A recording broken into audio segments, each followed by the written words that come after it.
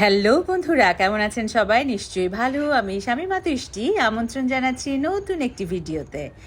US এর ফ্লোরিডাতে আমি যে বাসাটায় ছিলাম Where are you? সেখানেই আমার হোস্ট ফ্যামিলির বাবা মা খুব সকাল সকাল ঘুম থেকে উঠে তার গাছপালা পশু পাখি সকল কিছুর সাথেই সময় কাটায়।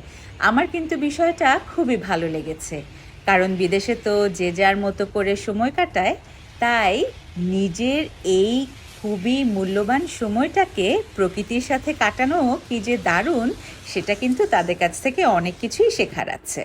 খুব সকাল সকাল আমিও কিন্তু ঘুম থেকে উঠে গিয়েছি, তাই আমি আবারও বেরিয়ে পড়েছি চারপাশের এই প্রকৃতি, নিস্তব্ধতা সকল কিছুই উপভোগ করবার জন্য।